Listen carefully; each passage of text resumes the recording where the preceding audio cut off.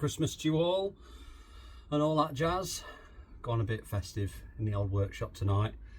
My Christmas update, or my latest update.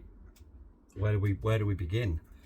I've done quite a bit on the Class 2 as of late, and the reason for that is I've had a lot of laser cut parts come through, but also as well is I've stuffed up the side of this wagon doing the lettering a couple of times now. So I've put it to one side because I'm fed up of messing it up and taking it off and having to repaint where I've messed up and redoing it and everything. So I've kind of had a bit of a pause on this last side and kind of come away from it. Now, I've always found that things like this, you've got to take a break from something and then come back to it afresh. So hopefully New Year will give me a bit of a different approach on it and I'll get it finally finished. One thing I have found with it, I think, and this is the only difference, is I've been hand painting it out here in the workshop, and to be honest, I always do the sign writing inside on the kitchen table, but as it's fully festive in the house and the kitchen table's the wrapping station, I'm not going to upheave everything that's in there, put this wagon on the table and do it. So I'm going to have a break from it and move on from there. For those that have wanted to see it, I wasn't going to do this, I was going to do it when I finished it, but I'm going to just pick it up now just briefly for you to see. That's what it's looking like. It's heavy, so I'm going to put it back down again. That's one side that's looking like at the minute. The bit that I've been messing up is on the big lettering, it's shadowed with red, and that's the hard bit, because you can't, how I do my stencils and things, I can't layer it how I want to and get a sharp edge on it, so I'm having to do it by hand, and I think it's at the wrong level for me to do it. So we'll sidetrack that for now, and then we'll come back to it. So the Class 2, wow, where do we begin? There's so much stuff that I've got lying about. I've had some laser cut parts done, a lot of laser cut parts done, not a few. I actually went a bit mad, and I didn't realise until I got the invoice through how mad I actually went. So some might recognise it, some might not. There's that part.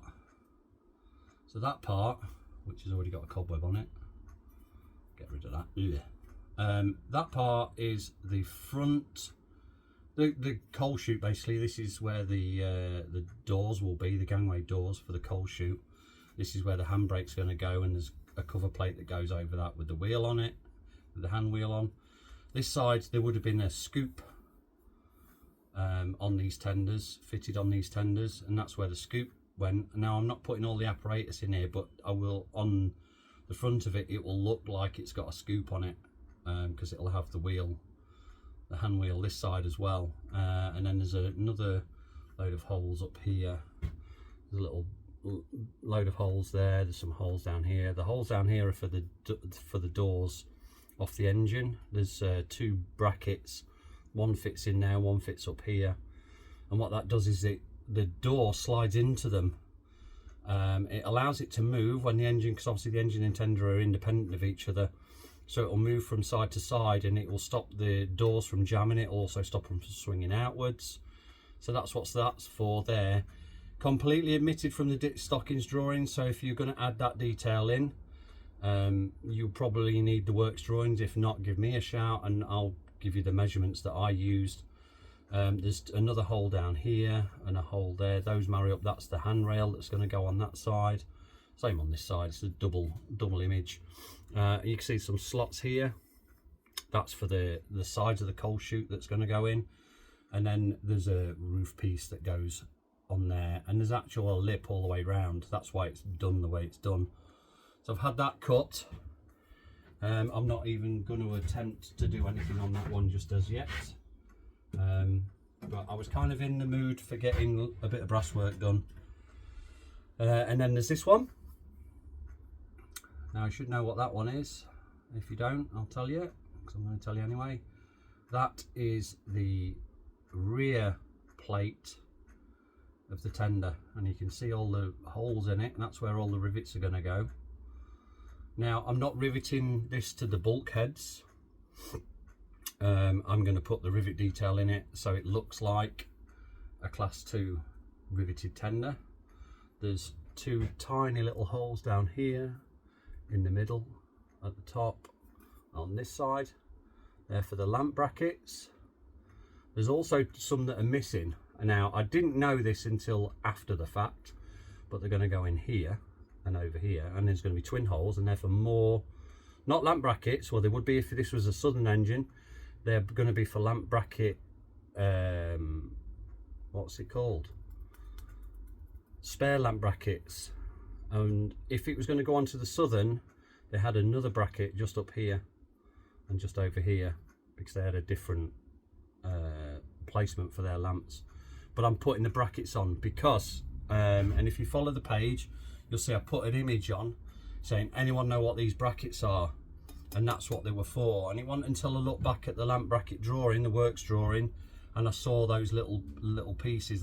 They're spacers, and they're bolted on. And then what they do is they then put a Southern region lamp bracket on, which are different to the ones the lamp brackets I'm using, and it gave a bit of space so that the lamp would slide onto it.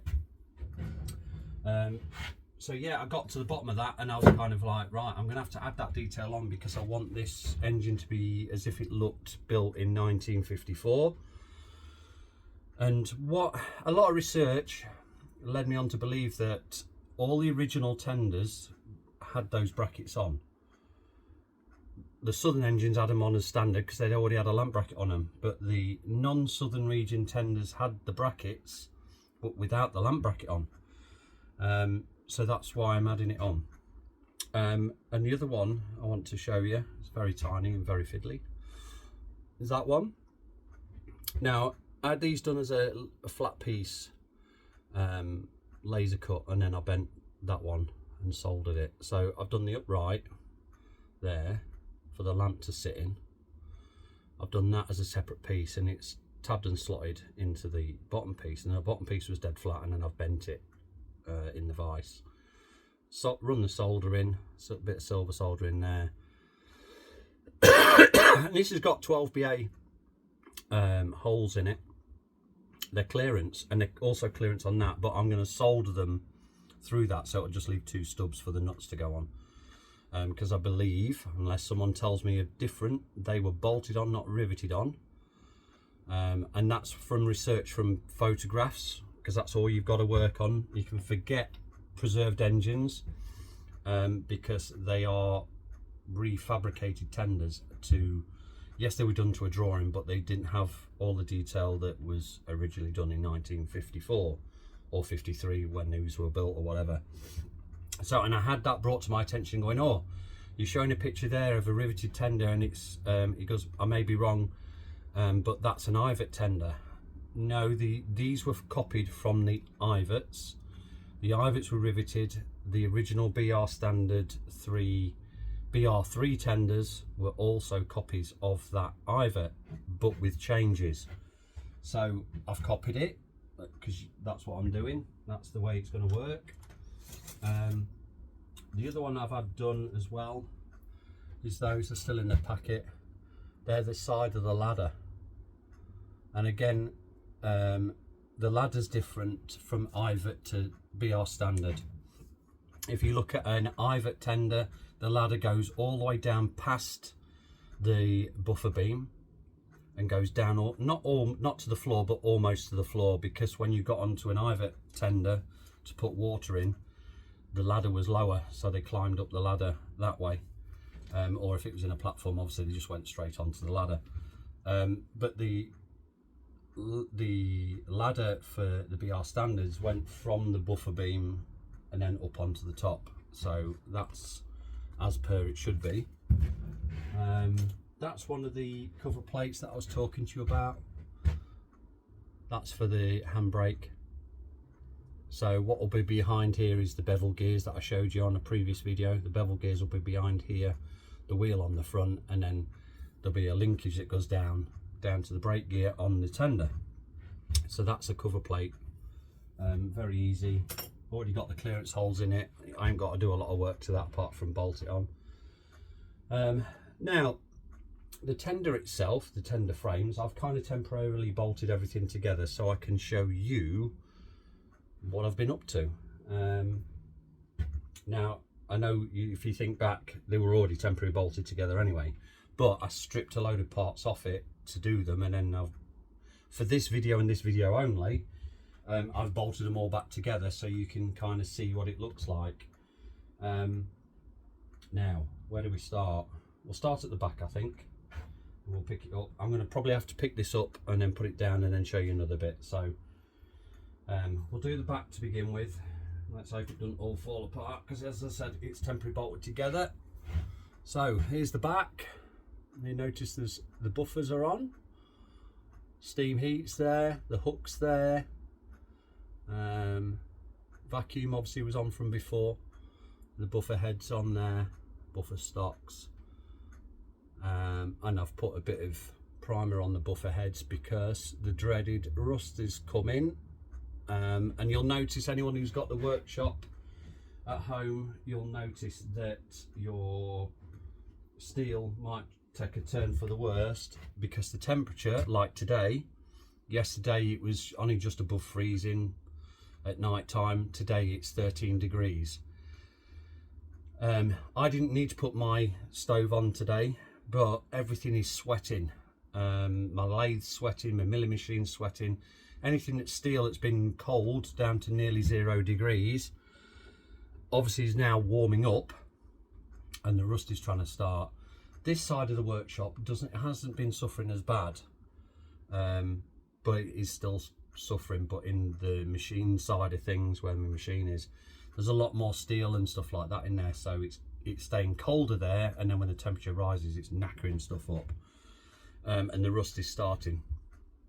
So, and everything feels a bit damp to touch, which isn't good, because then, as I say, rust is going to start. So I've put my stove on to try and dry the air out in here, which is working. So yeah, that's the back of the tender. A lot's gone on that bit from last video, as you know, because I've got obviously all the things that I'd kind of done in bits and finished. I've kind of managed to get it all bolted on.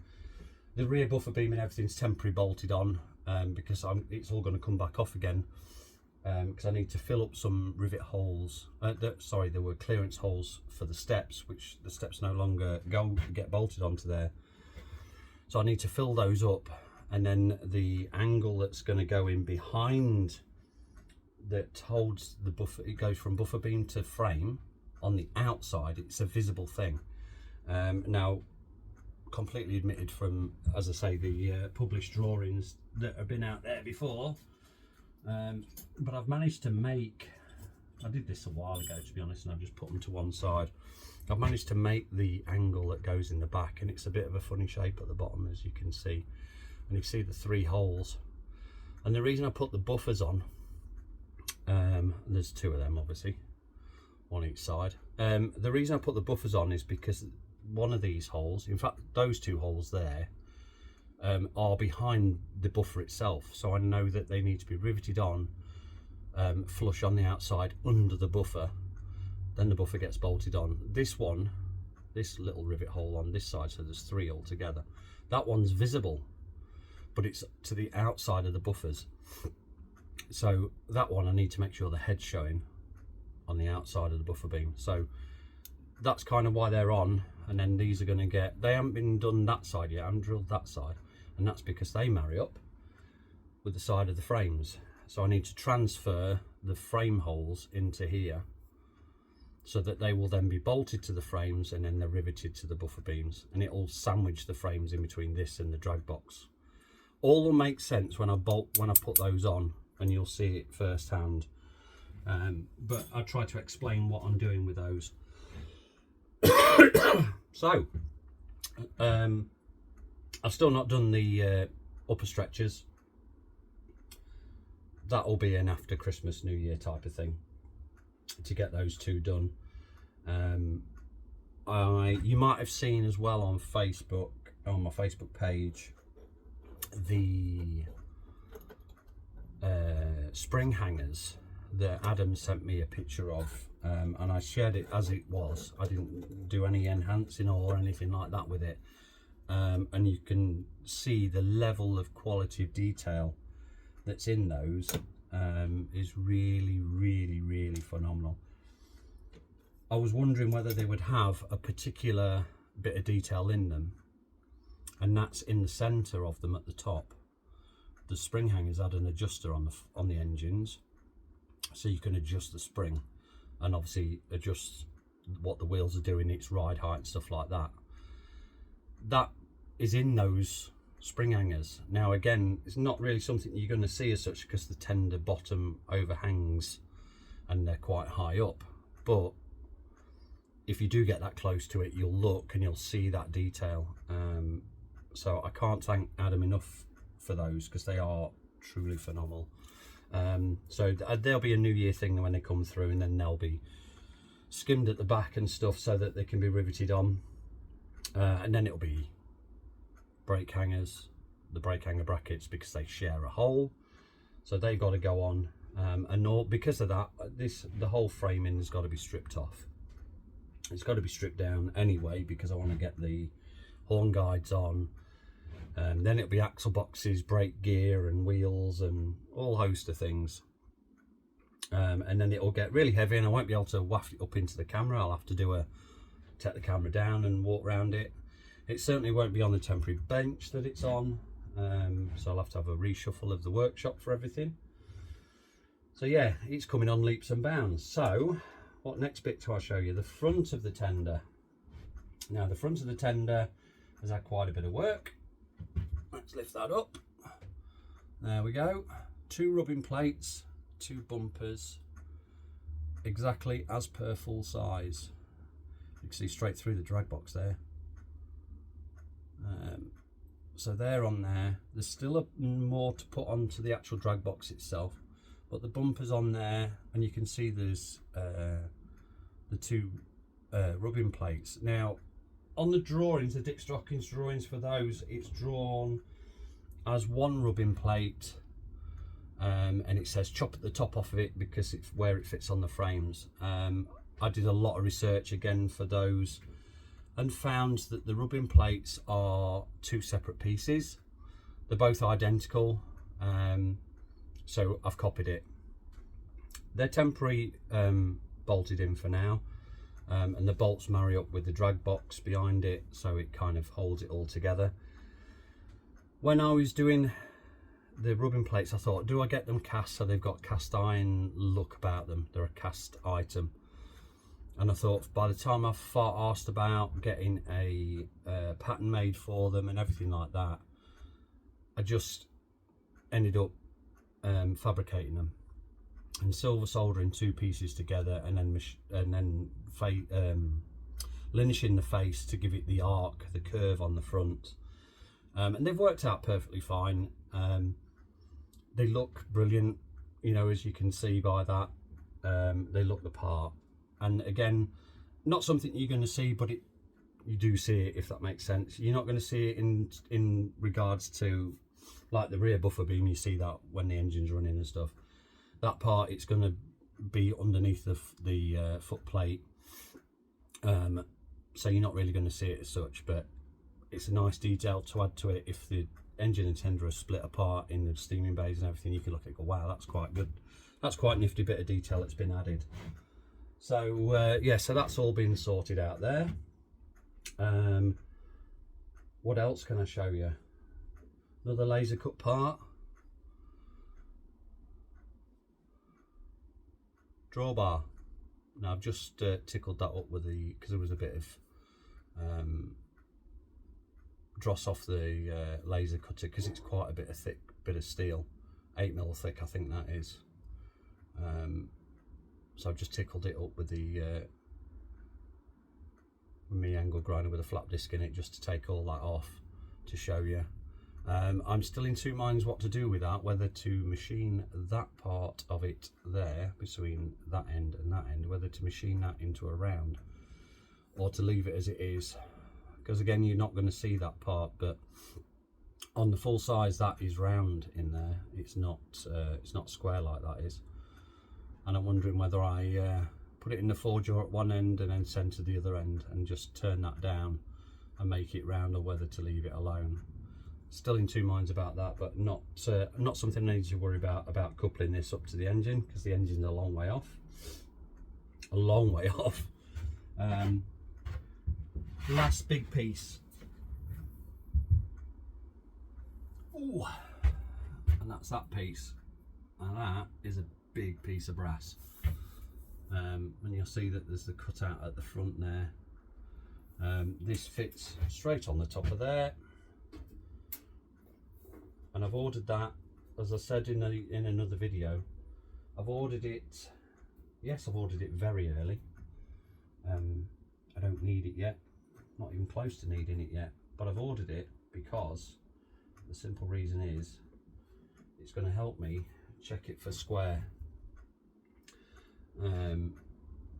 So I've just plonked that on there. I shouldn't really have done that, to be honest, but it saves me putting it back on the floor.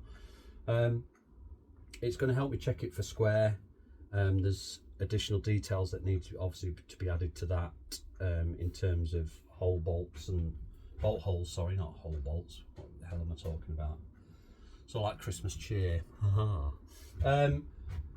So yeah, so there's more bolt holes to put through it and stuff like that, and then I can start building that up and putting the back on it and stuff, and all the other bulkheads. Now you'll notice as well, I'll just pick it up, there's no slots in it for the bulkheads to sit.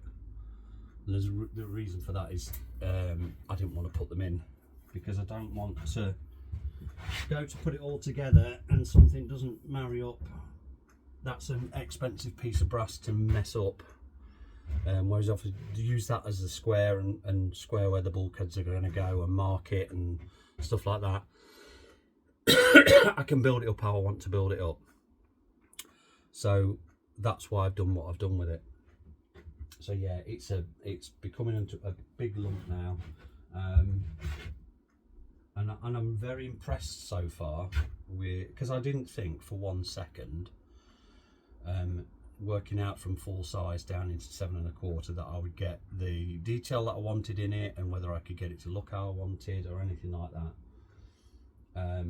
I thought something would trip me up.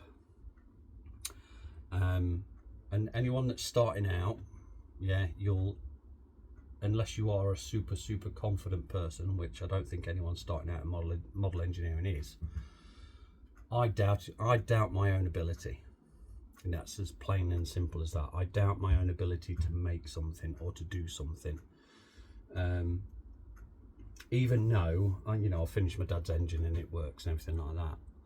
That was a learning curve for me. And I suppose this is, to be honest, because I don't know any engineer that or model engineer that knows everything and can do everything. We're always learning something along the way. So I never thought for 1 second I could do this, especially model engineering into the standards that my dad used to do. But I'm impressing myself all the time. And you can ask my partner or my missus, and you could ask, my stepkids or whatever. If I'm always running in the house with something I've made that night or whatever. Oh, look at this I've made, and look at this I've done and stuff like that. I'm always showing it off, but I always doubt my own ability to do a job. And then I do it fine, and once it's done, I'm like, yeah, I did that. My missus will turn around and go, well, I knew you could do it. But in here, it's telling me different, like that, all the time. But we're getting there. It's starting to look as it should. There's one last thing I'm going to show you before I bugger off and sign off. At 24 minutes long, and it's chuffing dark outside. Where did that go? It was light a minute ago. Yeah, before I sign off for the Christmas, I've got one more thing to show you. It's currently drying, because as I said, I want to stop the bloody rust starting on stuff. Let me just go and get it. And this is one of those things. A prime example of, can you do it? And that's that. That is as near as scale as I can get to a screw coupling. Now I've painted it because I don't want the rust on it. I don't want it to go rusty because it's a fiddly bloody bit of thing to sort out. There's no collars with grub screws in it up here. Yeah. And there's nothing at this end of it either with a collar on to stop it unscrewing itself. That's been riveted over at this end. The top part is a collar. There's, in a nutshell, that's one piece as it is in full size. It's all one diameter, and then this collar goes on, and then obviously the bar goes through that part. The bar goes through. That creates obviously one end. Now that was a prime example of can I do it? Because I didn't think I could. When on my old class 2, I'll tell you another bit of a story here, because I love my stories. On my old class 2, I got all the drawings. I drew a screw coupling, and I copied pictures and stuff like that. And I gave all the measurements to my dad, and I says, oh, that's the screw couplings. And he started making the screw couplings, and what he'd done is he'd made the threaded part to it, and he'd made the 2 knuckles for either end of the shackle, but he hadn't made the shackles up because he was like, I don't know how I'm going to do it to make it look right. Yes, you could get a bit of bar and put 2 eyelets on the end, or 2 rings, and solder them on, silver solder them on, and then just finish it off to clamp it up. But it'll look like a piece of bar bent with 2 eyes soldered on the end. It won't have its shape. And this, I sent off a drawing to Edit Model Engineers Laser, and I wanted the eye part to look like it's all one piece. So I sent that off and said, can you cut me these in this thickness material? And I'd already had the rod. I bought some, I think it's 3/16 rod. I'd already bought some from EKP, and I thought, right, in my head, can I get those eyelets silver soldered onto the end to make the shackle, and then bend the shackle to suit, and then close it up enough without distorting it to make that up? Obviously I managed to do it, but I doubted if it could be done, and I thought it might be wasted money, and I'll have to go down the route of buying a screw coupling at 100 and something quid just so it looked right. But the purchased screw coupling wouldn't look right because it doesn't, in my eye, it doesn't resemble what it should look like. I'm not going to use a screw coupling, before anyone asks, I'm not going to use a screw coupling to any stock when this engine's finished, because it'll strip the thread straight away. It's only a small thread, and there's a lot, if you've got a lot of load behind you, it's not going to work. Yes, you could screw it up like full size, and so it's buffer to buffer, but it will eventually strip that thread. It is there purely for show, purely to look nice. So does it need, you know, it's one of those 6 2/3. Do I need it to look as, if you're not going to use it, you can kind of go that extra mile with it and try and do what's in your head. And that's what I did with it.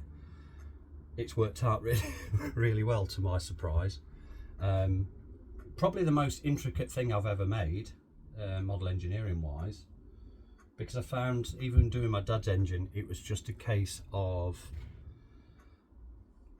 cutting, filing, bending, you know, hardening, that type of thing. To me, that seems straightforward. I say that now, but at the time it wasn't. It was far from it, and I shit myself every time I picked up my blowtorch, or any time I tried to part something off on the lathe. Parting off is something I fear like you won't believe.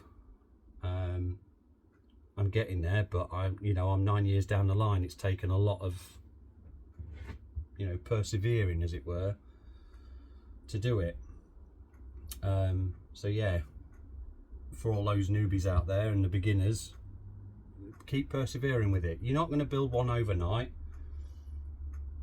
but the skills that you'll develop over time will allow you then to move on to bigger and better things. And this is my class 2 is a prime example of that. I fell into model engineering by accident.